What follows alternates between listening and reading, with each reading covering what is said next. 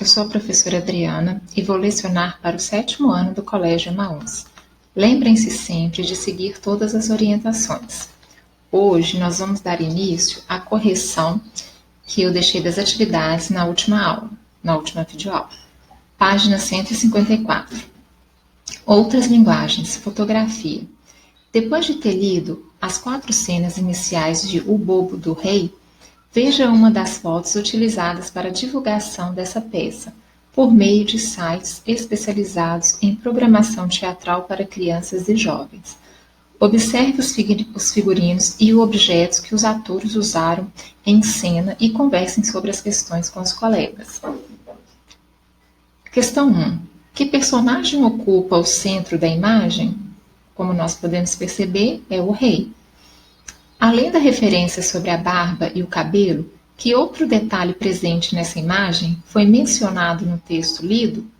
O rei segura um bilboquet, um dos brinquedos mencionados no texto, bem aqui em sua mão.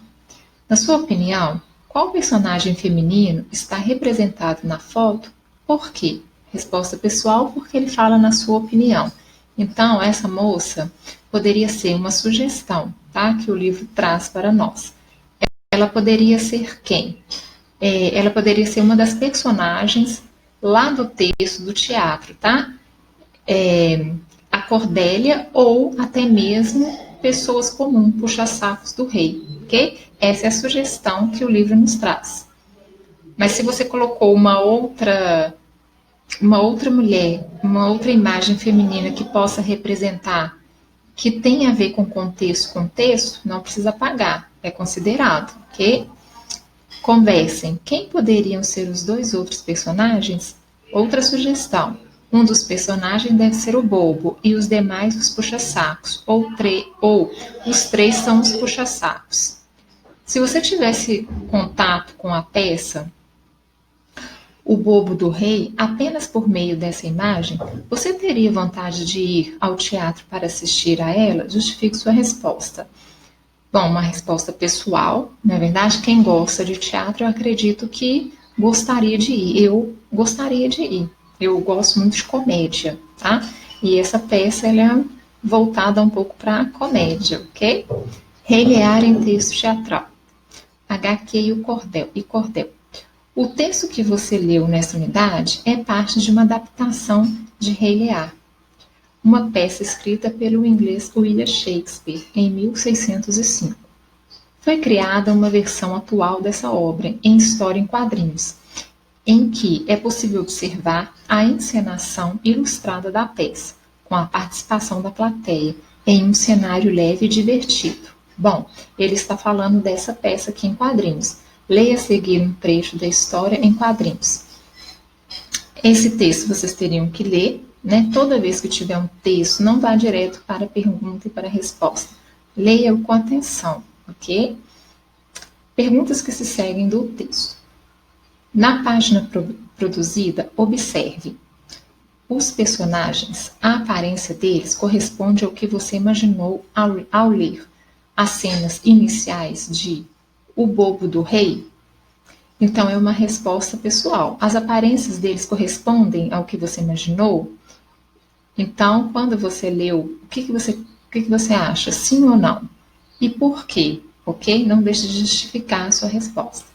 As falas dos personagens, em que elas se diferenciam do texto lido? Aqui ele me dá uma sugestão. As falas presentes no texto lido, na unidade, buscam provocar ou humor e são mais informais. As falas do HQ fazem uso da linguagem mais formal. C. As falas das pessoas que assistem a essa representação teatral. Que diferença você percebe em relação ao texto lido? Bom, uma sugestão também, tá? Aqui ele coloca, aqui há uma plateia que assiste a representação dela e participa fazendo comentários e dando conselhos aos personagens, o que não ocorre no texto lido. Gente, eu falo HQ, mas vocês sabem que é história em quadrinhos, tá? Aqui ele traz uma abreviação, ok? Os textos abaixo dos quadrinhos, eles correspondem à fala de algum personagem ou à fala do narrador? Há esse elemento da narrativa no texto, o bobo do rei? Esses textos correspondem à fala do narrador. Não há esse elemento da narrativa no texto lido.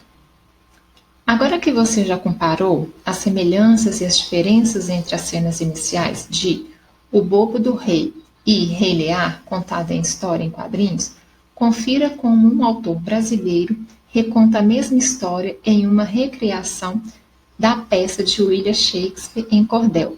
E aí está pedindo para vocês lerem em voz alta, assim você vai conseguir apreciar o envolvente ritmo dessa modalidade brasileira do texto em verso, ok? O Rei Lear em cordel. Então, quando tiver um texto para ler, leia-o, tá bom? Com muita atenção. Eu não preciso fazer a releitura, porque eu acredito que todos tenham lido e tenham feito a atividade. Senão fica muito longo a nossa videoaula, tá? Muito longa. O que chamou a sua atenção nesse texto? Bom, resposta pessoal. Quando se tem uma resposta pessoal, mesmo que não peça para justificar, é bom você fazer a justificativa dele, tá? O que te chamou a atenção? Por quê? Então você coloca isso chamou a atenção, por causa disso e disso, ok? Aqui eu tenho o significado de derrocada, destruição e desventura, que é desgraça, infortúnio. Bom, perceba que nas duas principais estrofes, os versos valorizam a descrição do reino. Na terra onde o bem floresce, logo a maldade se assanha, mergulhando a sua terra nas águas da desventura. Como você faria para incluir no texto o bobo do rei, como é o reinado, isto é, de que modo o rei governa? Escreva no caderno uma sugestão e depois apresente para os colegas oralmente. Como eu disse, toda vez que for uma resposta pessoal, você tem que fazer e justificar. Então, como você faria para incluir no texto o bobo do rei, como é o reinado? Isso é, de que modo o rei governa? Tá? Não esqueçam, toda vez que for uma resposta pessoal, você tenta fazê-lo e justificá-lo, porque você já leu o texto, então não é complicado, tá bom? Depois de feitas as correções dessas páginas, eu vou passar para vocês, iniciar, na verdade, com vocês sobre língua, usos e reflexão da página 157, tá? Hoje eu vou iniciar o conteúdo termos da oração, sujeito e predicado, ok? Então, o que é sujeito em uma oração? Antes de ler a página, eu gostaria de fazer uma explicação, uma breve explicação. Bom, sujeito, turma, é quando dentro de uma frase, dentro de uma oração, eu me refiro a alguma coisa ou a alguém. Na língua portuguesa formal, nós temos o sujeito que vem sempre no início e depois o restante, o predicado. Porém, o sujeito ele pode vir também no meio e no final da frase. E tudo que sobra é predicado. Se eu tiro o meu sujeito, o restante é predicado. Se eu digo, por exemplo, assim, a sujeira da casa estava visível, por exemplo. Então, o que eu tenho ali de sujeito quando eu digo a sujeira da casa? Estava visível. Eu tenho a sujeira da casa, tá? Por quê? Porque o meu verbo está se referindo a quê? A sujeira da casa. Então, isso tudo aí é meu sujeito. Só que eu tenho o núcleo do sujeito. O que é o núcleo? É a palavra principal do meu sujeito, quando eu tenho um sujeito muito grande, igual nesse caso, a sujeira da casa. Se eu estou me referindo à casa, ou se eu estou me referindo à sujeira, nós temos que prestar atenção para ver qual é o meu núcleo, qual é a palavra principal aí do meu sujeito. Então, sujeito, reparem, a sujeira da casa estava.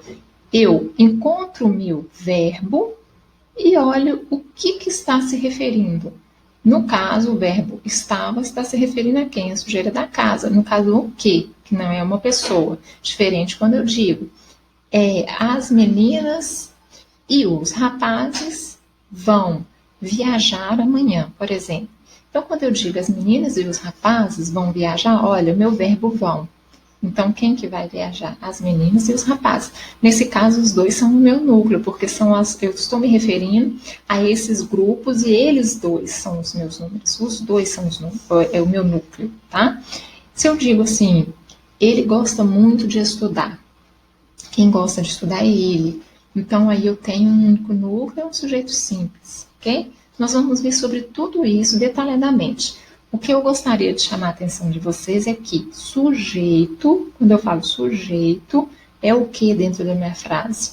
É a pessoa, é o objeto, ou é a coisa que eu estou me referindo na minha frase, tá? Sempre para encontrar o meu sujeito, primeiro eu tenho que encontrar quem? O meu verbo, ok? Então vamos ver aqui no livro. Releia essa frase do texto teatral. Eu sou rei, um grande rei. Então, meu verbo sou, né? E ele se refere a quem? Eu. No caso lá da frase, eu sou rei, um grande rei. Então, ele coloca aqui, ó, primeira pessoa do singular, eu. Então, o verbo está se referindo a eu. Responda oralmente. A qual palavra o verbo se refere? Eu, não é verdade? Dá para ver perfeitamente pela frase, tá? Observe que o verbo é a informação dada na frase, referem-se ao termo eu. Esse termo é chamado de sujeito da oração. Note que esse sujeito se refere à primeira pessoa do singular, eu. O verbo está concordando com a primeira pessoa do singular. Leia outra frase do texto. E você não passa de um bobo, boneco nanico. Então, passa está se referindo você, ó. E você não passa, tá vendo? Então, você vai ser o quê? O meu sujeito, porque o verbo passar está se referindo a você. Bom, terceira pessoa do singular. Responda oralmente. Que informação é dada sobre esse sujeito? Então, qual que é a informação? A informação dada sobre o sujeito é não passa de um bobo boneco nanico, né? Essa informação dada sobre o sujeito, incluindo o verbo, chama-se predicado. Foi o que eu falei lá no início. Eu tiro o meu sujeito, tudo que sobra é o quê? O meu predicado, tá? Então, quando ele diz aqui, ó, a informação dada sobre o sujeito é não passa de um bobo boneco nanico, tá? Então, não passa de um bobo boneco nanico vai ser o quê? O meu predicado, ok? Tudo que sobra quando eu retiro o meu sujeito é predicado. Note que na frase acima, a forma verbal passa na terceira pessoa do singular está se referindo ao termo você, que é o sujeito dessa frase. O verbo deve se flexionar para concordar em número, singular e plural, e pessoa, primeira, segunda e terceira pessoa do discurso, com o sujeito a que se refere. O que ele quis dizer com isso? Se o meu sujeito está no singular, o meu verbo vai ficar no singular. Se o meu sujeito está no plural, o meu verbo vai ter que estar no plural. Se o meu sujeito é masculino, o que vem antes vai concordar, tá, com o masculino. Se é feminino, o que vem antes vai concordar com o feminino. E o predicado, ou o sujeito, sempre vai concordar com o meu verbo, tá? Sempre. Singular, singular, plural, plural. Porque senão a sua frase fica errada, tá? O verbo deve se flexionar. Ah, tá. Essa aqui eu já li. Então, sujeito. O que é sujeito? É o termo da oração sobre o qual se dá uma informação e também a que o verbo se refere, que eu falei lá no início.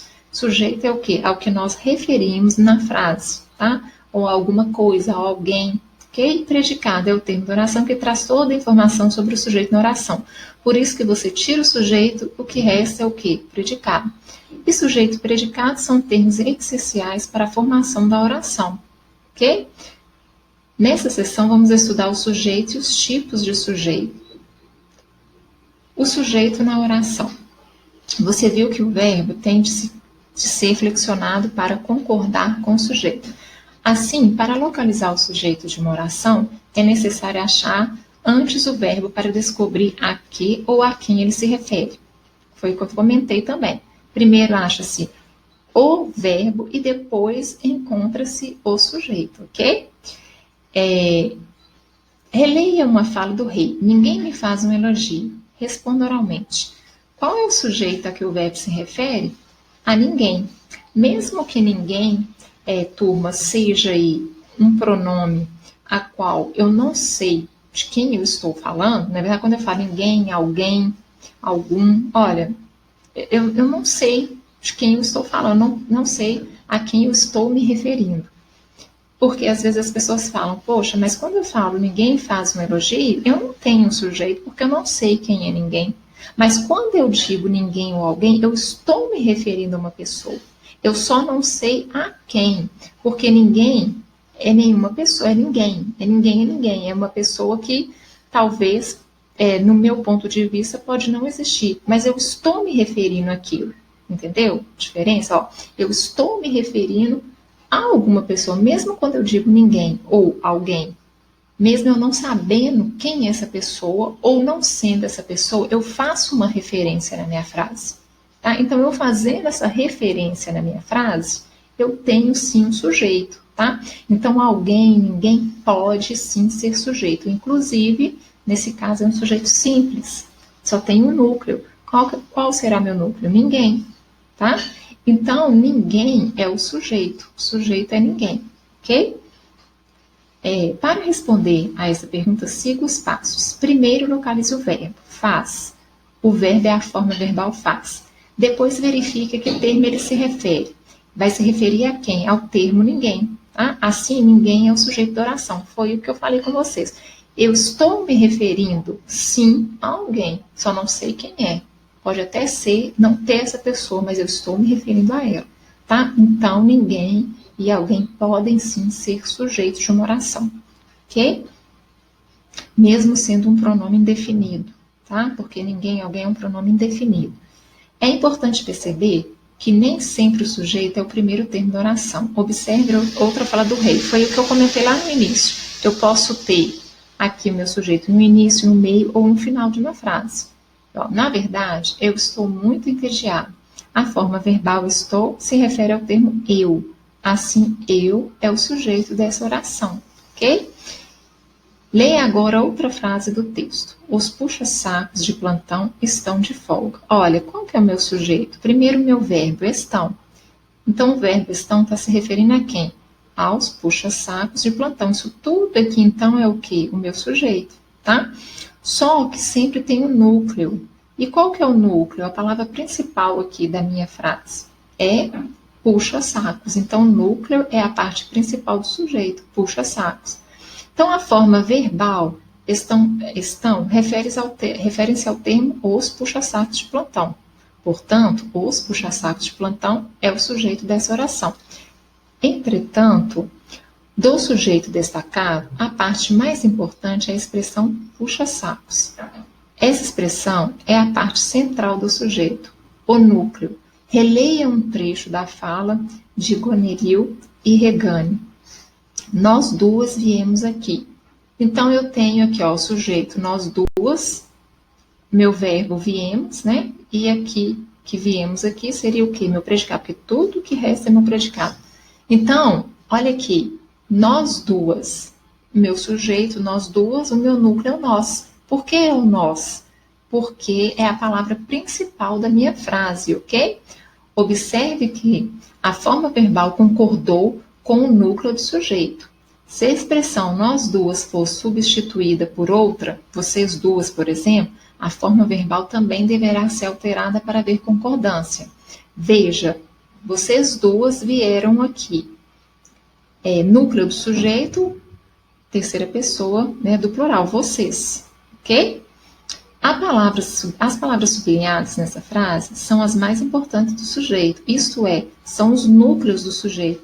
Por isso, o verbo fará concordância com elas. Então, o núcleo do sujeito é o nome que se dá ao termo que representa a ideia central do sujeito, ok? Bom, hoje eu vou parar por aqui e na nossa próxima aula nós vamos falar sobre tipos de sujeito. Eu vou deixar uma atividade para vocês, ok? Apenas a página 158. Por quê? Porque depois eu vou avançar na matéria e aí sim nós vamos fazer mais atividades a respeito desse conteúdo, ok? Eu encerro a minha aula por aqui e lembrem-se, juntos no caminho